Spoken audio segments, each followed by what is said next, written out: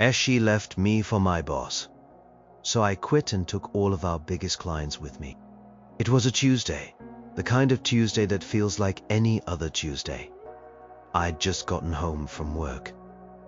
The city hummed outside my window, a low, comforting drone.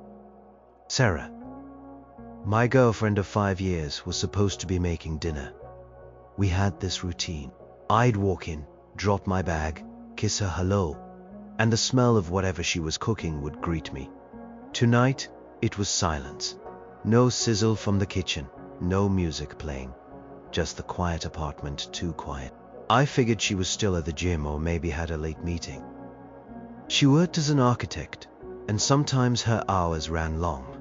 Our lives were like a perfectly tuned engine. We had our jobs, our friends, our little tradition. We even talked about buying a house next year, maybe adopting a dog. We had plans, real plans. The future felt solid, built on a foundation of shared dreams and a whole lot of love. I tossed my keys on the counter. "Sarah," I called out, my voice echoing slightly. Still nothing. I walked into the living room. Her gym bag wasn't there, her keys weren't on the hook. That was strange. She always left her keys on the hook. I checked the bedroom. Empty. The bathroom. Empty.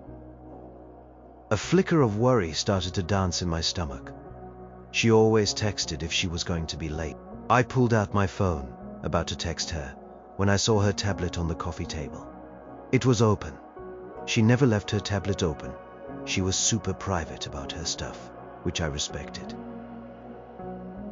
We had our own spaces, our own digital lives. But for some reason tonight, it was just sitting there, screen on. Curiosity, a dangerous thing, nudged me. I walked closer. It was open to a messaging app, one of those encrypted ones, and then I saw it. The name at the top of the chat, Richard, my boss. A cold dread seeped into my bones. Richard, my boss. Why was Sarah messaging Richard on some secret app? My stomach twisted. I leaned closer, my heart starting to pound against my ribs, like a trapped bird. The messages were right there, plain as day. "Can't stop thinking about last night. You were incredible."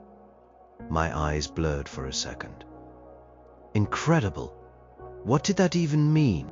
I scrolled down, my fingers numb, praying it was a mistake. A joke. Anything but what my gut was screaming.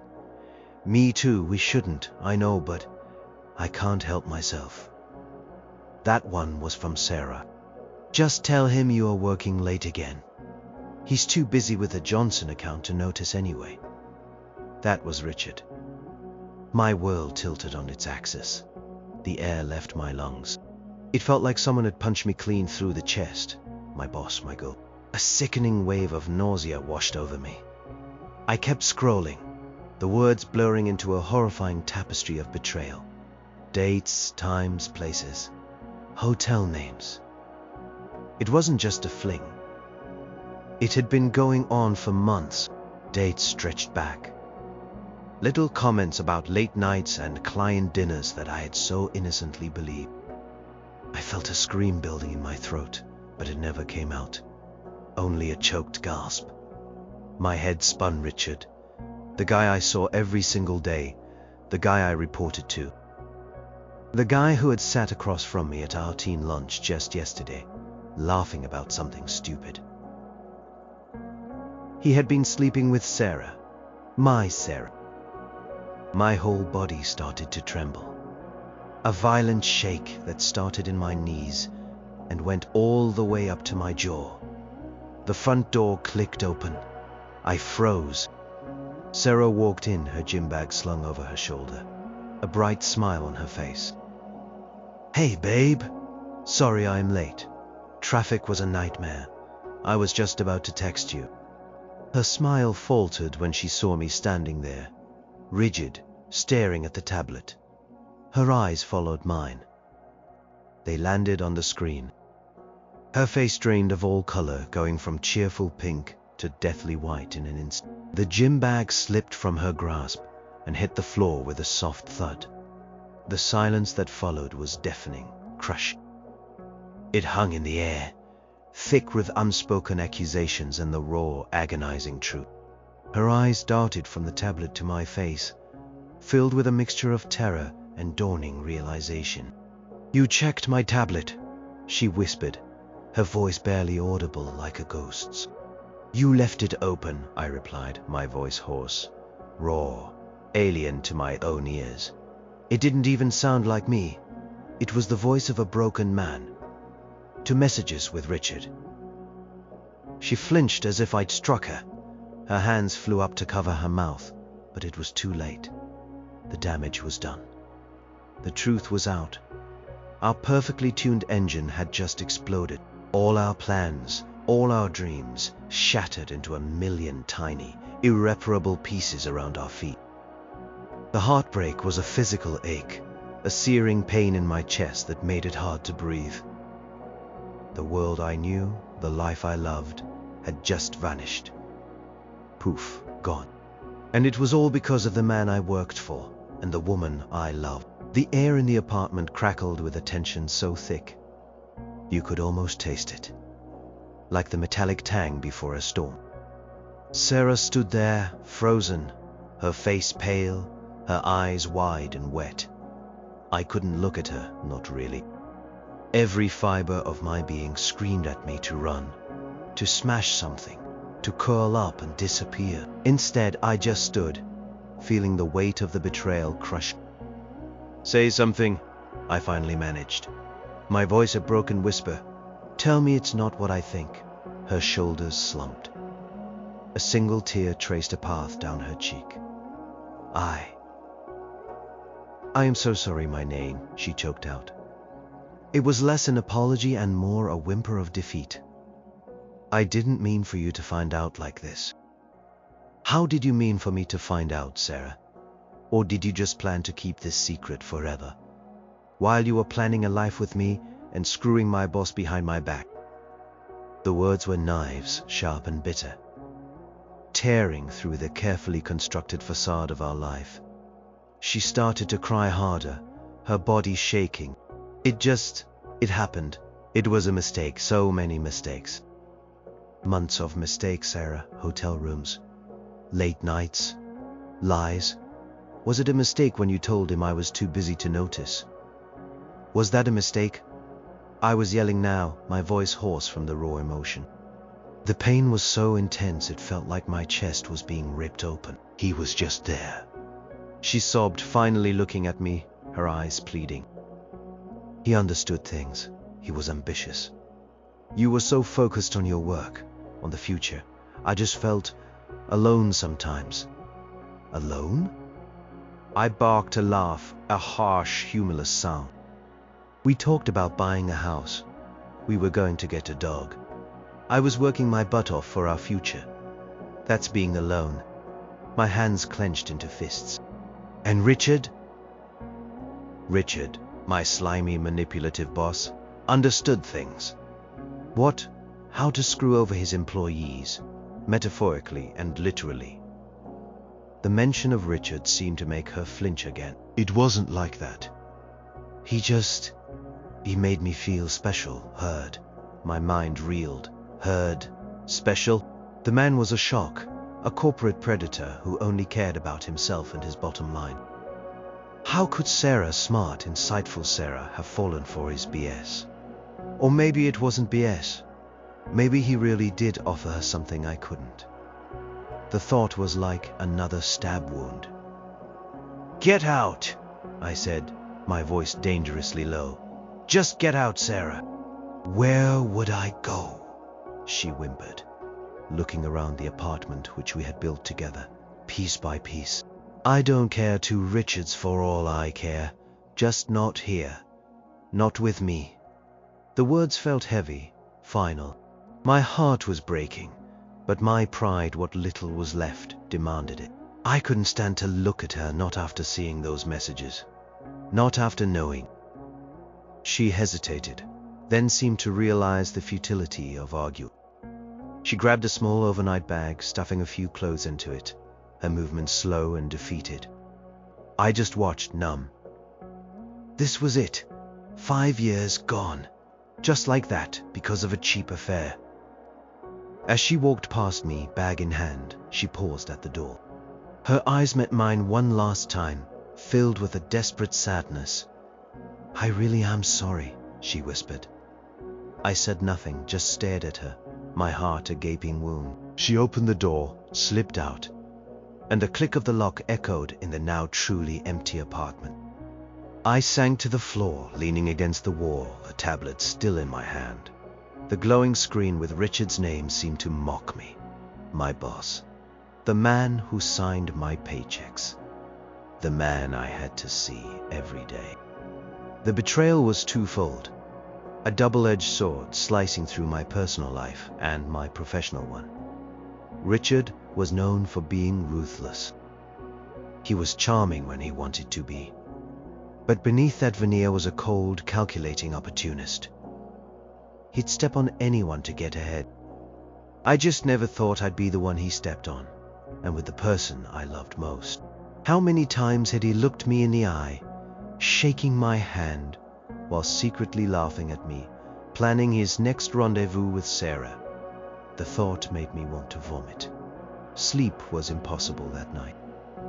I just lay there, staring at the ceiling, replaying every conversation, every interaction with Richard, with Sarah, trying to find the clues I had missed. The subtle glances, the shared jokes, the times they seemed to whisper to each other.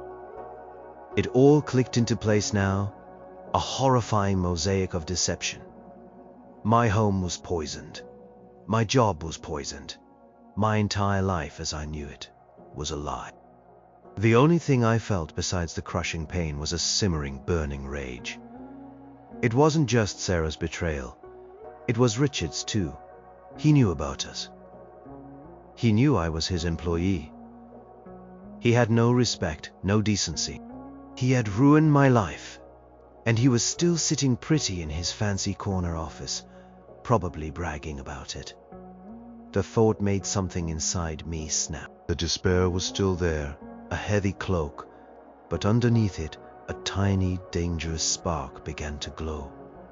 They had taken everything from me, my home, my love, my trust. But they wouldn't take my dignity. And maybe, just maybe, they wouldn't get away with it. Not entirely. Cold, hard resolve began to form in the ashes of my ruined life. The next morning, getting out of bed felt like lifting a mountain. My body ached, my head pounded, and my eyes were gritty from a sleepless night. But I had to go to work. I had to face them. The thought was a fresh wave of nausea. How could I sit in the same room as Richard, knowing what I knew? How could I even breathe the same air as Sarah, if she dared to show up? I dressed in a fog, my movements robotic. Each step towards the office felt like walking into a cave.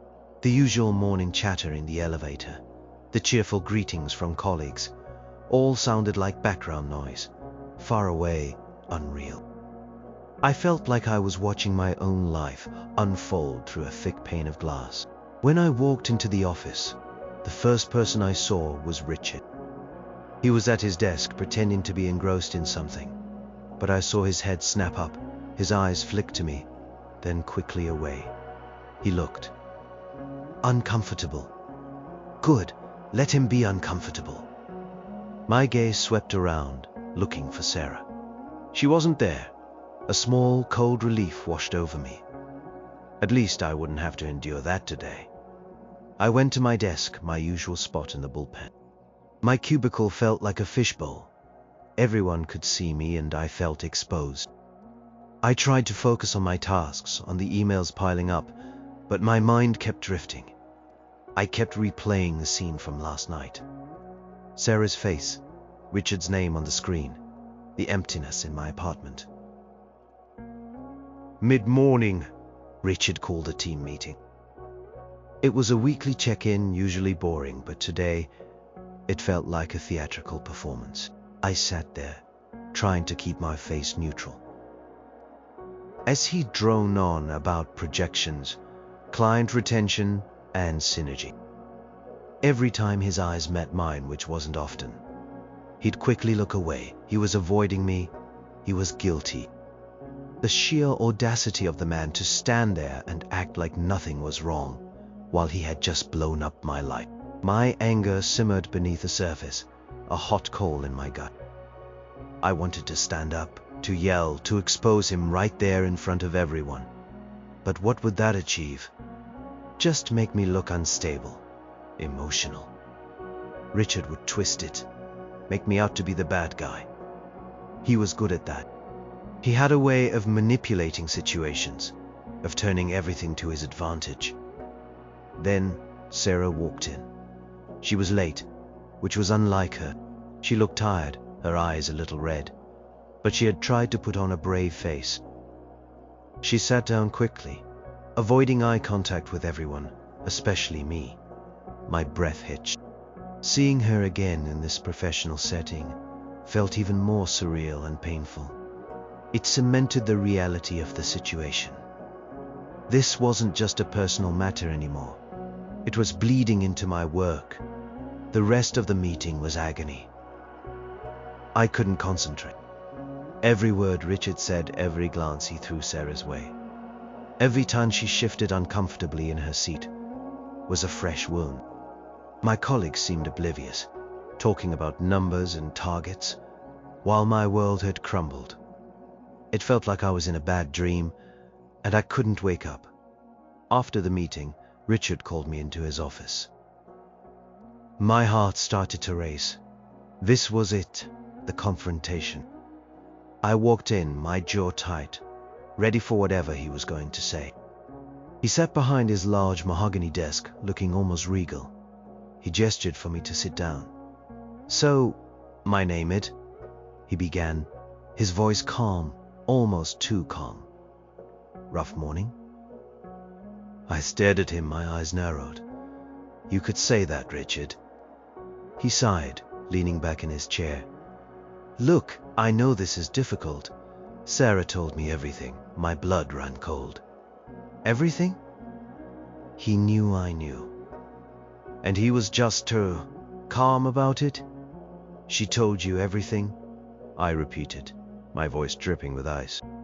"Like how you systematically destroyed my relationship and probably my career by sleeping with my girlfriend for months." He held up a hand. "Now, let's not be dramatic. Things happen. People make mistakes." His tone was dismissive, condescending. "Sarah and I, we just had a connection. It wasn't planned. These things are complicated." "Complicated?" My fist clenched under the table. "You knew she was my girlfriend, Richard. You knew you were my boss. That's not complicated. That's a betrayal." He frowned, his mask of calmness slipping slightly. "Look, I understand you are upset, and you have every right to be. But we need to be professional here. This can't affect your work. We have the Johnson account, the Miller proposal, a lot on our plate. We can't let personal matters get in the way of business." The audacity. He was telling me to be professional? He was telling me not to let this affect my work? The man who was having an affair with my girlfriend. Professional. I scoffed, a bitter laugh escaping my lips. "You want to talk professionalism, Richard? You crossed every line imaginable. You created this mess." He leaned forward, his voice dropping, a hint of steel in it. "Let's be clear. My name, this is a personal matter between you and Sarah. It has nothing to do with the office. And if your performance starts to slip because of it, then we'll have a problem. Understood?" It was a threat, a thinly veiled threat. He was warning me. He was telling me that if I didn't get over it and keep working, he'd find a reason to fire me. The injustice of it all was suffocating. He was the one who had shattered my life, and now he was dictating how I should react. I stood up, my chair scraping loudly against the floor. "Understood, Richard." My voice was quiet, but it was laced with a resolve that surprised even me. "It won't affect my performance. I turned and walked out, leaving him sitting there, probably thinking he had just handled a tricky situation. But he hadn't. He had just poured gasoline on a fire. As I walked back to my desk, the pain was still there. The humiliation, the rage. But a new emotion was solidifying, hardening into something cold and unyielding. Revenge. He wanted to play games. He wanted to talk about professionalism. Fine. I would show him professionalism. I would show him what happened when you messed with the wrong person. He thought he had won. He was about to find out he had made the biggest mistake of his life. The next few days at work were a living hell. Richard acted like nothing had happened, almost overly cheerful in meetings, throwing me the occasional condescending nod. Sarah was a ghost, quiet and withdrawn, avoiding eye contact at all costs. She was still there, a constant, painful reminder. The air between us was thick with unspoken words, with the weight of her betrayal. My colleagues, oblivious, chatted about weekend plans and project deadlines, their normalcy a stark contrast to the earthquake that had just rocked my world.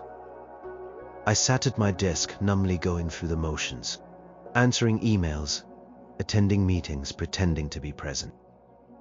But my mind was a whirlwind of rage, pain, and a growing determination. Richard's arrogant dismissal, his veiled threats, had solidified something in me. I wasn't going to just walk away and let him win.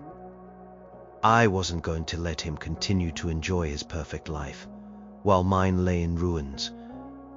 The anger began to coalesce into a plan. A risky, dangerous, but potentially satisfying plan. He wanted me to be professional. Fine, I would be the most professional, the most strategic, the most devastatingly efficient I had ever been. I started by looking at our client list. Not just the big names, but the ones I had built personal relationships with.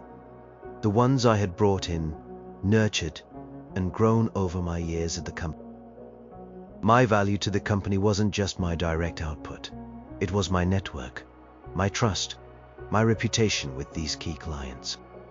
Richard, in his short-sighted arrogance, seemed to think I was just another cog in his machine. But I was more. I was the bridge to some of our most lucrative accounts. There was Johnson Corp, our biggest client, a behemoth I had personally landed and managed for 3 years. Ben Miller Enterprises, a growing tech firm, and the Samuels Group, an old-school company that valued personal connections above all else. These were the crown jewels, the accounts that kept our department thriving. I knew their quirks, their demands, their specific needs. I knew their CEOs, their project managers, even their administrative assistants. I had built rapport, trust, and genuine partnerships. Richard? He swooped in for the bid presentations, took all the credit, and then left the grunt work and the relationship building to me. I started reviewing old emails, contract details, and previous proposals. Not just my own, but also looking for any weaknesses. Any grievances these clients might have had with the company, or more specifically with Richard. I remembered a few instances where Richard had been dismissive of their concerns, or had promised things he couldn't deliver, leaving me to smooth things over. He was good at schmoozing, but not great at follow-through, especially with the details. I was the one who picked up the pieces, fixed the problems, and kept the clients happy. My focus sharpened. This wasn't just about anger anymore, it was about strategy. I had to be smart. I couldn't just lash out. I had to hit them where it hurt the most, their pockets. I began to work late, not on company projects, but on my own secret agenda. I started documenting everything. Richard's failures, his broken promises, his general lack of direct client engagement beyond the initial pitch. I compiled a mental list of all the times I had salvaged a situation he had messed up. I remembered specific conversations with clients where they expressed frustration with Richard's high-handed approach. or his tendency to overpromise. I also began subtly reaching out to some of my contacts outside of work. Not colleagues, but former classmates, industry friends, people who might know about other opportunities. I didn't want to just quit and be jobless. I needed a landing pad, a new beginning, but one that would allow me to execute my plan. The idea of starting my own consulting firm or joining a rival began to take root. Something where I could bring my expertise and my valuable client relationships directly to the forefront. The fear was still there, the fear of failure, the fear of losing everything. But it was overshadowed by the burning desire for justice. This wasn't just about revenge for the affair. It was about the years of being undervalued, the years of picking up Richard's slack, the years of him taking credit for my hard work. The affair was the match that lit the fuse, but the powder keg had been building for a long time. My conversations with clients became more intentional, though still seemingly innocent. Just checking in, I'd say, making sure everything is running smoothly on our end. Any concerns I should be aware of. They often opened up, expressing minor frustrations about Richard's lack of responsiveness or the company's slow internal processes. I listened, nodded, empathized.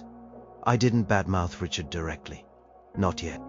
I just listened, absorbed, and filed away every complaint, every hint of dissatisfaction. I was building a case, not in a courtroom, but in the minds of the people who mattered most, the clients. I also started refreshing my resume, quietly contacting recruiters, and even drawing up a rough business plan for a solo venture. This wasn't just about quitting, it was about building something new, something better, on the ashes of the old. The thought of being my own boss, free from Richard's tyrannical rule, free from the constant reminder of Sarah, was a powerful motivator. The days passed in a blur of fake smiles and covert planning. My emotional pain was still raw, but it was channeled, focused. It was no longer a crippling weight, but a source of power. I was transforming my heartbreak into a weapon.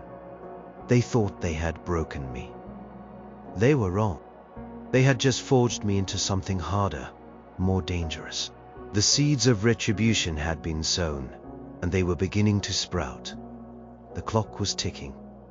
Soon, very soon, the time for subtle hints would be over. The time for action would arrive. Planning phase was slow, methodical, and incredibly tense. Every email I sent, every phone call I made, felt like walking on eggshells. Richard was a paranoid boss at the best of times, always sniffing around, always looking for a reason to exert control. Now, with the affair hanging in the air like a foul odor, I felt his eyes on me, even when he wasn't looking directly. He was waiting for me to crack, to make a mistake. I couldn't afford to. My primary targets were Johnson Corp, Miller Enterprises, and the Samuels Group. These were the clients I had the strongest personal ties with. The ones I knew valued direct, reliable service. Something Richard often promised, but rarely delivered consistently. My strategy was simple. Show them what they'd lose if I left, and subtly hint at what they could gain if they followed. I started arranging informal catch-ups, coffee meetings before work, quick lunches outside the office, even after hours drinks. These weren't company events. They were personal. With Mr. Henderson from Johnson Corp, I leveraged our shared love for old sci-fi movies. We'd often spend 10 minutes at the start of calls chatting about them. Now, it was an excuse for a coffee. Hey, Mr. Henderson, heard about that new sci-fi series? Thought of you. Want to grab a quick coffee before work sometime this week? To discuss that, and just touch base on the Johnson account stuff. See if you have any thoughts. During these meetings, I'd bring up the usual client concerns. How are you feeling about the timeline for the Q3 deliverables? Richard mentioned some internal shuffling, but I want to make sure you are still comfortable. This was a soft probe. Richard had mentioned internal shuffling. Code for him rearranging teams to focus on some new, less profitable pet project he was excited about. Clients, sensing my genuine concern, would often open up. To be honest, my name, Mr. Henderson said over coffee one morning, I am a little worried. Richard seems very focused on this new initiative, and I am concerned it might pull resources from our project. You've always been our main point of contact, and frankly, you are the one who understands our needs best. Bingo. This was the opening. I'd nod sympathetically. I understand completely, Mr. Henderson. My priority is always ensuring your satisfaction. I am doing my best to keep everything on track, but some things are beyond my control, as you know. I didn't blame Richard directly, not yet. I just planted the seed of doubt about the company's direction and highlighted my own irreplaceable value. With Miss Chen from Miller Enterprises, the approach was different. She was all about efficiency and innovation. I knew Richard had a habit of making grand, vague promises about cutting-edge solutions, but then leaving the actual implementation details to me, often with insufficient resources. Miss Chen, I'd say during a lunch meeting, I've been thinking a lot about the next phase of your project. We've talked about X and Y, but I also see a huge opportunity with Z technology that could really streamline your operations faster and more cost-effectively than our current approach. This wasn't something the company had officially approved, but it was an idea I had personally researched. She would be intrigued. Really? Our current proposal doesn't mention Z, no, I'd admit, a careful smile on my face. It's an idea I've been developing on my own time. I am always looking for ways to give our clients an edge. I believe in a proactive approach, rather than just reacting to problems. It was a subtle dig at Richard's reactive management style, without naming names. I was showing them I had initiative, foresight, and a dedication that went beyond my job description. I was showing them my value, independent of the company. The most sensitive approach was with the Samuels Group. Mr. Samuels was old school. He valued loyalty, long-term relationships, and personal trust. He disliked corporate politics and flashy presentations that lacked substance. He worked with us because of me, not because of it. I found out Mr. Samuels was an avid golfer, and I happened to know a very exclusive private course he frequented. I engineered a chance encounter. We chatted about golf. Then naturally the conversation turned to business. It seems like your company is growing very fast, my namens, Mr. Samuels observed. Lots of new faces, new projects. Is Richard still keeping his eye on the ball with his long-standing clients? Mr. Samuels, I replied, choosing my words carefully. My dedication to your account remains unwavering. I believe strong client relationships are the backbone of any successful business. I paused, then added, sometimes in a rapidly expanding environment, the personal touch can get lost. But I assure you, for me, it never will. He nodded slowly, a knowing look in his eyes. That's why we work with you, my name. You understand that. The game was a tightrope walk. One wrong step, one too obvious hint, and it could all crumble. But the pain of betrayal was a powerful motivator, pushing me to be precise, calculating. I wasn't just fishing for clients, I was fishing for trust. I was rebuilding my own professional identity, separate from the company that had become a symbol of my personal pain. Every night, I'd come home, mentally replaying the day's interactions. I was exhausted, physically and emotionally, but also energized by the progress. I was getting feedback. I was sowing seeds. The clients were expressing dissatisfaction with the company's direction, with Richard's leadership, and they were recognizing my unique value. I also kept discreetly interviewing. I was getting offers, good offers from rival firms, eager to poach my expertise and implicitly my client relationships. But I didn't commit. Not yet. I wanted to choose the path that would allow me to hit Richard the hardest and to truly build something for myself. The idea of starting my own venture, small at first, perhaps just me and a few contractors, was becoming more and more appealing. It would be a massive risk, but the thought of being truly independent, of being able to choose my own clients, to build something entirely my own, felt incredibly empowering. It was a tangible future, a light at the end of this dark tunnel. And it was a future that could very well involve taking a significant chunk out of Richard's bottom line. The revenge would be sweet, but the independence would be sweeter. My covert operations were almost complete. The stage was being set for the grand finale. The day finally came. I had secured a solid offer to head a new division at a smaller, but very promising competitor. It wasn't my own company, but it was close, and it gave me the immediate stability I needed. More importantly, it gave me the platform to approach my key clients. The iron was hot. It was time to strike. I booked a meeting with Richard for late afternoon. I wanted to make sure it was close to quitting time, minimizing any chance of him reacting immediately or having Sarah witness the fireworks. My heart hammered in my chest. This wasn't just a resignation. It was a declaration of war. I walked into his office feeling a strange mix of fear and exhilaration. He looked up, a slight frown on his face. Yes, my name. Is there a problem?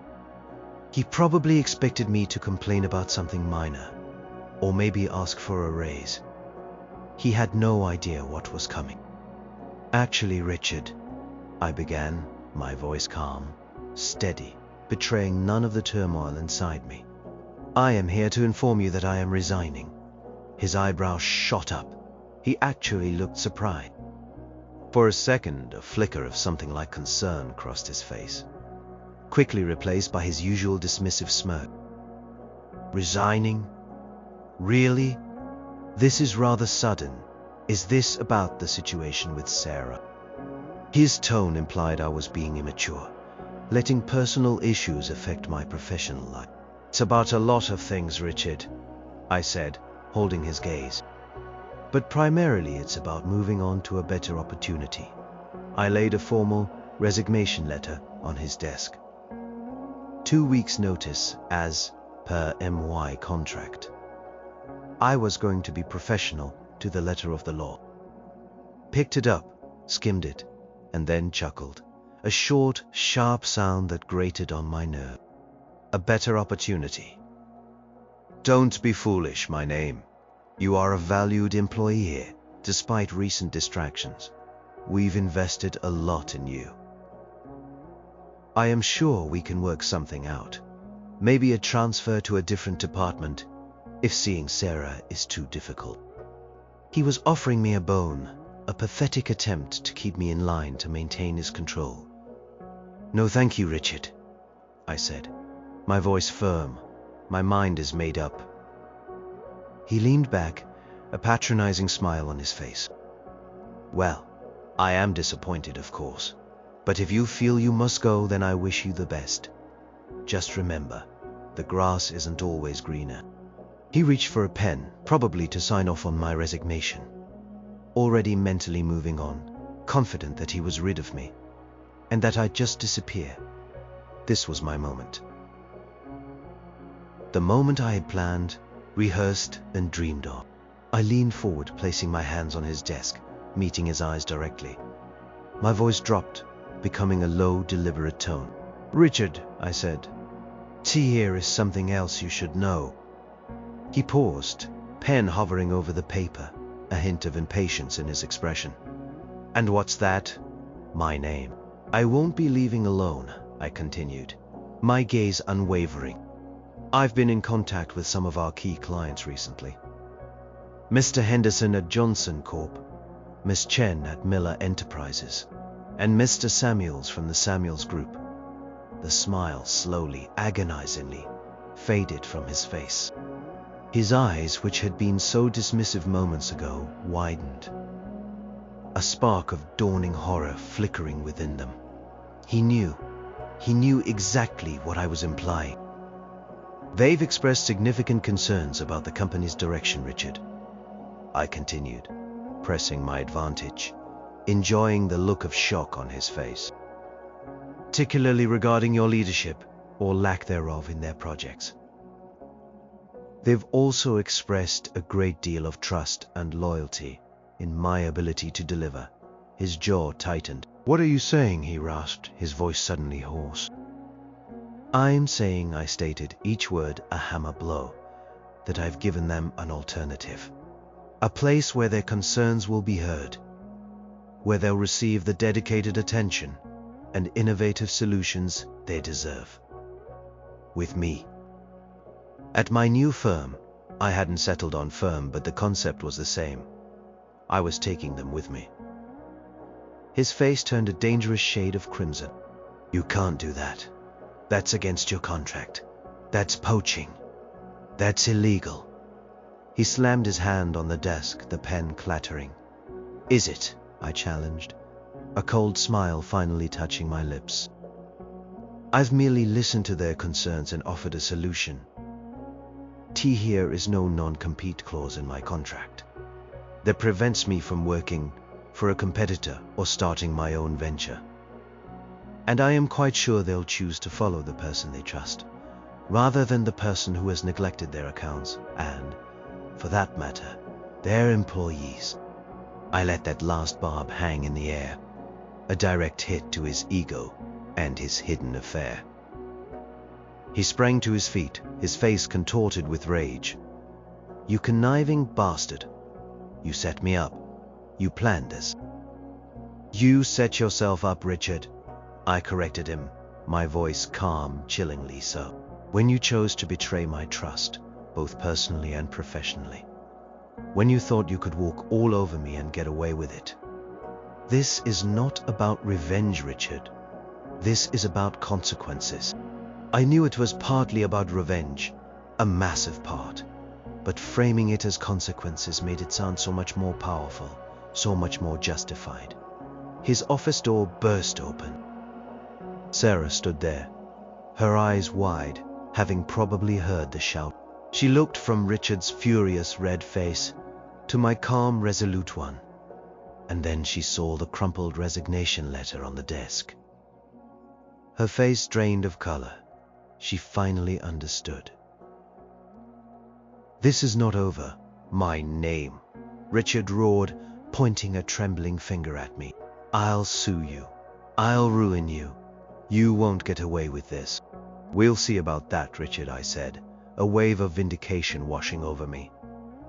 I turned to leave, but before I stepped out, I looked at Sarah. Her eyes were filled with a mixture of fear, shock, and a dawning understanding of the wreckage she and Richard had caused. I felt nothing for her, not anymore. Just a profound emptiness. I walked out of Richard's office, past Sarah, who was frozen in the doorway, past the confused glances of my colleagues. The weight that had been crushing me for days, for weeks, finally lifted. I had done it. I had pulled the trigger. The game had truly begun. And for the first time in a long time, I felt a spark of hope and a deep, satisfying sense of relief. Walking out of that office felt like shedding a heavy, suffocating skin. The air outside, usually polluted with city exhaust, tasted like freedom. My heart was still pounding, but it wasn't from fear or pain anymore. It was from adrenaline, from the sheer audacity of what I had just done. I called my new employer immediately to confirm my start date and set the wheels in motion for onboarding. The immediate aftermath was chaos. My phone started ringing almost instantly. First, my direct colleagues asking what was going on. I kept it brief, moving on to a new opportunity, personal reasons. Then the calls from Richard. Called a dozen times, alternating between threats and desperate pleas. I ignored every single one. I had said my piece. Then came the emails. Legal threats, accusations of corporate espionage, warnings about non-disclosure agreements, which, thankfully, I had carefully reviewed and knew I hadn't violated. I forwarded them all to a lawyer I had discreetly consulted during my planning phase. He assured me Richard's bluster was just that, bluster. While taking clients was aggressive, if I hadn't violated any specific contractual clauses, and if the clients chose to follow me of their own free will, there was little he could do legally.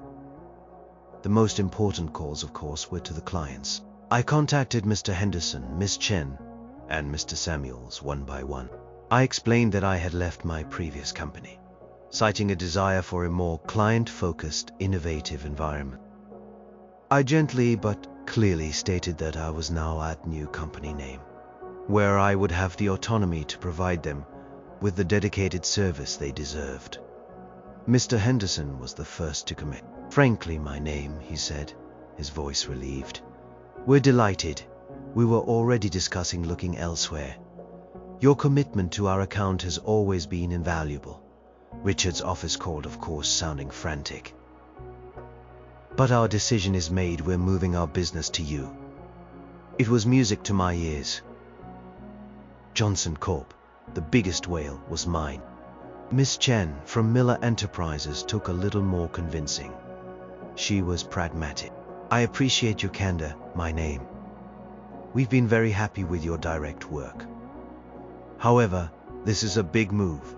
How can you guarantee the same level of service, the same resources?" I explained my new role, the backing of my new company, and how my dedicated focus on her account would ensure even better results. I pitched her on the Z technology solution I had previously mentioned. She was intrigued. After some back and forth, she agreed to a trial project, with the strong implication that if it went well, the rest of their business would follow. It was a good start. The Samuels Group, true to form, was all about loyalty. Mr. Samuels himself called. "I knew something was up," he said, his voice gruff but understanding. "You are a good man, my name. Always put the client first. That Richard, he's all flash and no substance. We'll be moving our account to your new place. Glad you reached out. It's about time someone taught that boy a lesson." That direct support, that personal trust, meant more than any legal victory. Within 48 hours, 2 of our company's 3 biggest clients had officially jumped ship. The third, Miller, was on the cusp. I heard through the grapevine that Richard was in absolute meltdown. He had cancelled all meetings, screaming at his remaining team, trying to figure out how to salvage the accounts. The panic was palpable even from afar. The irony wasn't lost on me. He accused me of being unprofessional, but his reaction was anything but. Setting up at the new company was a whirlwind. It was a smaller, leaner operation, but the energy was fantastic. My new boss, Sarah, a different, much more professional Sarah, was enthusiastic and supportive. They were thrilled to have me, and ecstatic about the high-profile clients I was bringing in. Pressure was immense to deliver, to prove that I wasn't just good at poaching, but good at producing results. The emotional scars were still there, of course. The apartment still felt too quiet, too empty. Kept expecting to hear Sarah's laugh or the smell of her cooking. The memories still stung. But the constant, suffocating pain was replaced by a sense of purpose. I was building something. I was proving myself. And in a twisted way, it felt like I was reclaiming a part of myself that had been lost in the betrayal. I also got an unexpected message. From Sarah. It was short, just a few words. I heard, "I am sorry for everything. I hope you find what you are looking for." I stared at it for a long time. There was no anger left, just a hollow feeling. I didn't reply. There was nothing left to say. Our chapter was closed. The initial struggles of being independent, or at least in a new, fast-paced environment, were real. I was working longer hours than ever, trying to impress my new colleagues and make sure my new clients were not just satisfied but thrilled. There were moments of doubt. Moments where I questioned if I had made the right choice, if I could truly make this work. But then I'd think of Richard's smug face, Sarah's betrayal, and the fuel of indignation would reignite. This wasn't just a job anymore. It was personal. It was my phoenix from the ashes moment. I had been broken, but I was not defeated. I was rebuilding piece by painful piece, and with every successful meeting, every happy client, every new deal, the foundation of my new life felt stronger. The revenge was a satisfying byproduct, a sweet taste on the tongue, but the true victory was in the act of rebuilding myself. The first few months at the new company were a blur of hard work and intense focus. I poured every ounce of my energy into ensuring the transition clients were not just happy, but ecstatic. I personally oversaw every detail for Johnson Corp, making sure their Q3 deliverables were not just on time, but exceeded expectations. For Miller Enterprises, the trial project using the Z technology was a resounding success, demonstrating a clear, measurable improvement in their efficiency. True to her word, Miss Chen moved the rest of their business over to us, praising our agility and innovative approach. The Samuels Group, ever loyal, became a staunch advocate for me and my new firm. Mr. Samuels even introduced me to some of his contacts, leading to 2 new promising leads that had nothing to do with my previous company. Word of mouth began to spread, not just about the new company but about me. Clients appreciated my direct communication, my problem-solving skills, and my unwavering commitment. My new colleagues were impressed. My new boss, Sarah, the good one, was thrilled. I was given more responsibility, more autonomy, and quickly became a key player in the new division. My salary had increased significantly, and I felt a sense of ownership, a pride in my work that I hadn't felt in years at my old job. I started to hear whispers, snippets of information about my old company, not through direct contact, but through industry gossip, through mutual contacts, through news articles. The silence from Richard's legal team eventually confirmed that they had no real case against me. His threats were empty. The news wasn't good for them. Johnson Corp and Miller Enterprises were huge revenue sources. Losing them had a devastating impact. Richard's department was reportedly in disarray. Projects were delayed. Staff morale plummeted. There were rumors of layoffs. Richard was supposedly under immense pressure from upper management. The once mighty Richard, who had strutted around like a king, was now fighting for his professional life. One day I ran into an old colleague, Mark, at an industry event. He worked in a different department but knew the overall situation. He looked tired, stressed. "Hey, my name," he said, shaking my hand, a look of genuine respect in his eyes. "Heard you landed on your feet. Good for you. Things are a mess back at the old place." "Oh?"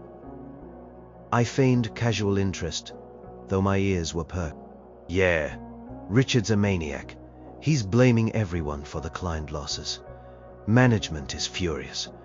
He's been put on some kind of performance improvement plan. He's barely holding on." "And Sarah?" Mark paused, glancing around conspiratorially. "She's still there, but she's completely isolated. No one wants to work with her. She looks terrible too. Always stressed. A flicker of something. Not pity, not anger, just a detached observation." So their connection hadn't worked out so great either. Richard had probably moved on to his next conquest, leaving Sarah with nothing but the wreckage of her career and reputation. It was a bleak picture, a testament to the short-sighted nature of their actions. The revenge, which had been a powerful motivator, started to feel less important. It was satisfying to know Richard was suffering, to know Sarah was facing consequences. But the true satisfaction came from building my new life, from the success I was achieving independent. The feeling of vindication was there, but it was overshadowed by the growing sense of self-worth. I realized something important. The success of my new venture wasn't solely because I took clients away from Richard. It was because I was genuinely good at what I did, and I genuinely cared about my clients. It was about my own skills, my own effort, my own character. Richard and Sarah's betrayal had been a catalyst, a painful wake-up call, but the hard work, the strategic thinking, the dedication had all been mine.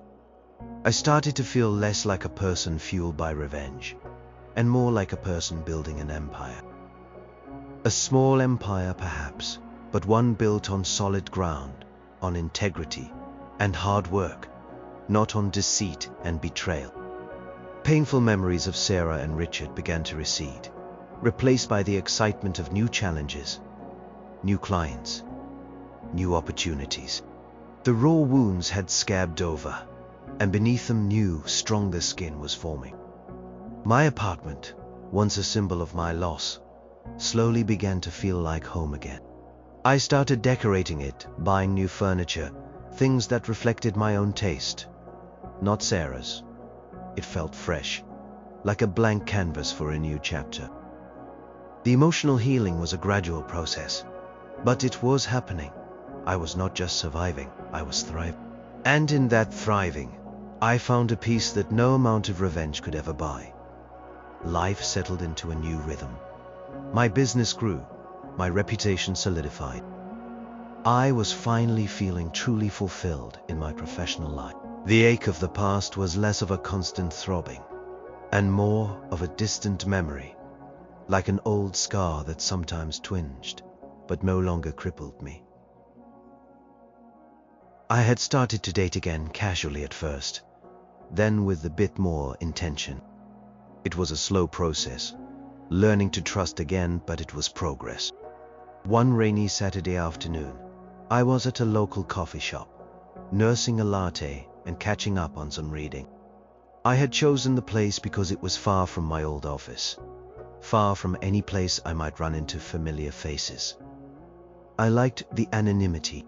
I was engrossed in my book when I heard a familiar voice, quiet and hesitant, call my name. My name. My blood ran cold. I slowly lowered my book. Standing by my table, looking small and fragile, was Sarah. She looked different, gone. Her usually vibrant hair seemed dull. Her eyes were shadowed and tired. She was dressed in drab clothes, a stark contrast to the stylish outfits she used to wear. Confident, bright woman I had loved was gone, replaced by a ghost of her former self. My heart didn't race with anger, or even a pang of residual longing. It just felt still. A strange, almost clinical observation of the change in her. "Sarah," I said, my voice neutral, surprised by how calm I sounded. I saw you from outside," she stammered, wringing her hands. "I didn't think you'd mind if I said hello." "I am here," I stated, a simple truth. I didn't invite her to sit, didn't offer a polite platitude. She shifted her weight, clearly uncomfortable. "You are looking well," she said, her voice thin. "I heard things are going well for you. The clients you took, it really hit the company hard." I just looked at her, waiting. What was she after? An apology, forgiveness, an explanation. She took a deep breath. "Richard, he fired me. A few months after you left, he blamed me for everything. Said I was a distraction, that I ruined his image, said I was the reason he lost the clients." Her voice cracked with bitterness. "He just moved on to the next one, like I was nothing." I felt no sympathy. Not for him, not for her. The thought that she was the reason he lost clients was absurd. His own actions, his own negligence, his own character flaws were the reason. She was just a casualty of his true nature, something I had warned her about. "I'm sorry to hear that, Sarah," I said, and to my surprise, I found it wasn't a lie. I wasn't happy she was suffering, not anymore. I just felt a distant sadness for the waste, for the person she used to be. "No, you are not," she whispered, her eyes meeting mine. "And you don't have to be. I deserved it, didn't I?" The silence stretched between us, thick with unspoken history. "I hurt you," she continued, a tear finally escaping her eye. "And I ruined my own life in the process, Richard.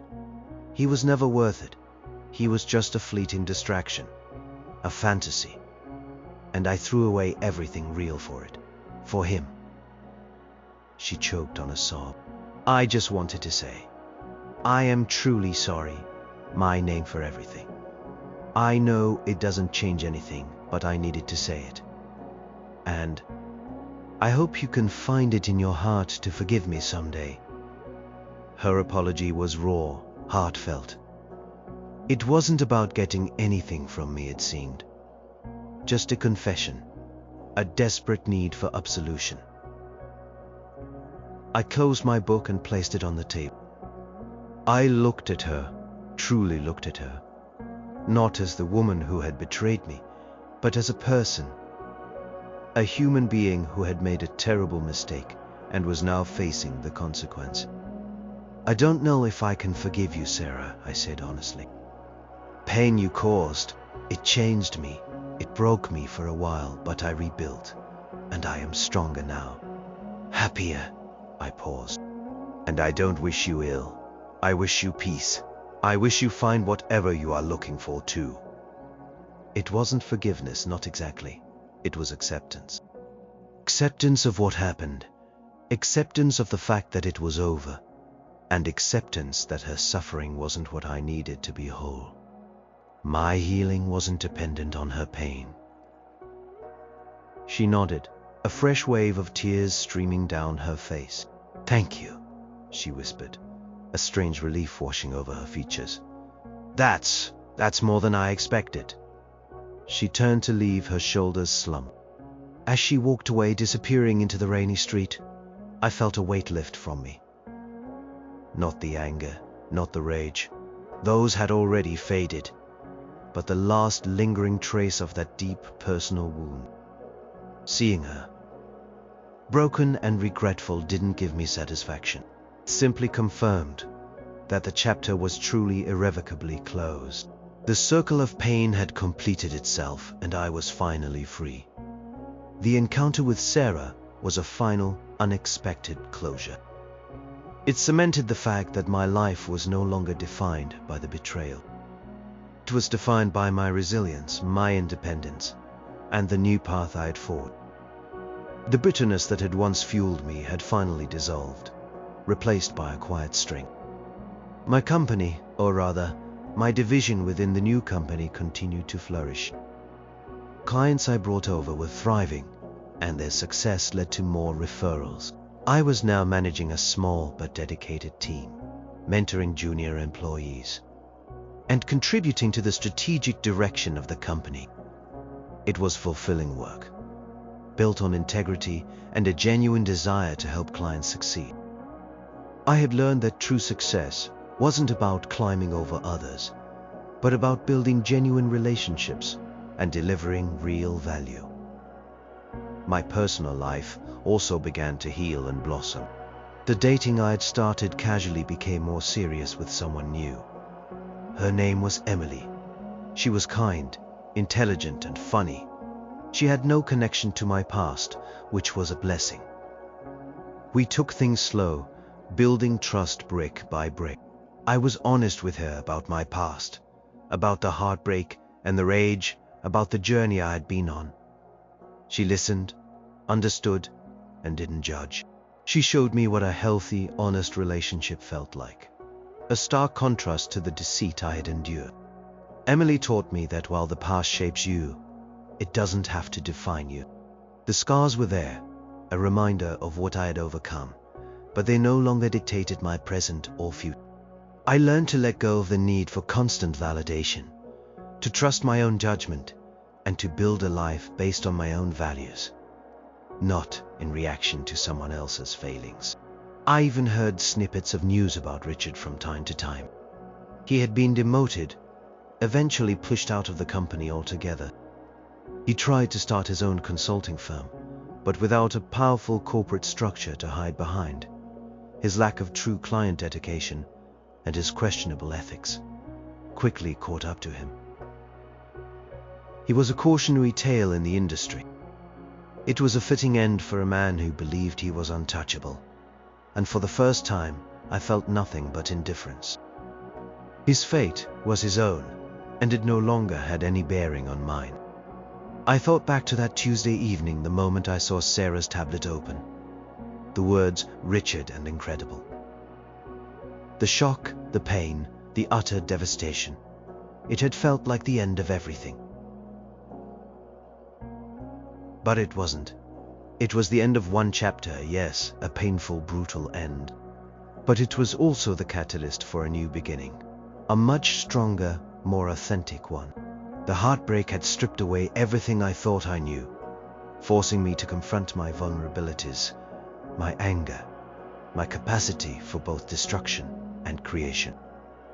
It had pushed me to stand up for myself, to fight back, and ultimately to rebuild my life from the ground up.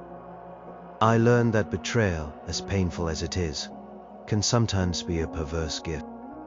Can reveal true character both in others and in yourself. It showed me that I was capable of navigating immense pain, of transforming anger into productive action, and of finding strength I never knew I possessed. I was no longer the naive, trusting person who had been so easily blindsided. I was wiser, more discerning, more self-reliant. I valued honesty, loyalty, and integrity above all else. And while I wouldn't wish the pain of that betrayal on anyone, I wouldn't trade the lessons it taught me for anything. My life was no longer about getting even. It was about getting ahead on my own terms. It was about building something meaningful, nurturing real connections, and finding genuine happiness. The story of how she left me for my boss, and how I took the clients, was just a chapter in a much larger, more compelling story. The story of how I found myself again, stronger and more whole than ever before. The future stretched out before me, bright and full of promise, and I was ready for it.